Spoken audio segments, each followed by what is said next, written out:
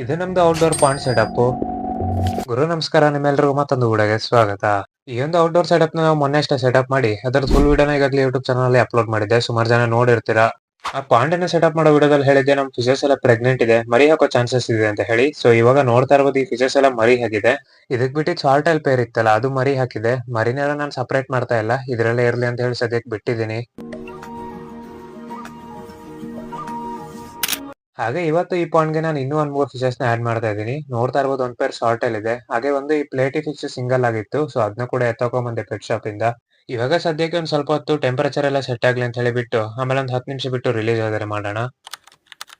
ಇವಾಗ ಒಂದ್ ಆಲ್ಮೋಸ್ಟ್ 15 ನಿಮಿಷ ಆಗ್ತಾ ಬಂತು. ಟೆಂಪರೇಚರ್ ಎಲ್ಲ ಸೆಟ್ ಆಗಿರುತ್ತೆ. ಇವಾಗ ಫಿಶಸ್‌ನ ರಿಲೀಸ್ ಮಾಡೋಣ. ಈ ಒಂದು ಸೆಟಪ್ ಅಲ್ಲಿ ಮೊದಲಿಗೆ ಮೋಲೆ ಫಿಶಸ್ ಮತ್ತೆ ಸಾಲ್ಟೈಲ್ ಇತ್ತು. ಇವಾಗ ನಾವು ಮತ್ತೆ ಸಾಲ್ಟೈಲ್ ನ ಆಡ್ ಮಾಡಿದೀವಿ. ನೆಕ್ಸ್ಟ್ ಈ ಪಾಂಡ್ ಅಲ್ಲಿ ಯಾವ ಫಿಶಸ್ ನ ಆಡ್ ಮಾಡ್ಬೇಕು ಅಂತ ಹೇಳಿ ತಪ್ಪದೆ ಕಮೆಂಟ್ ಸೆಕ್ಷನ್ ಅಲ್ಲಿ ಕಮೆಂಟ್ಸ್ ಆದ್ರೆ ಮಾಡಿ.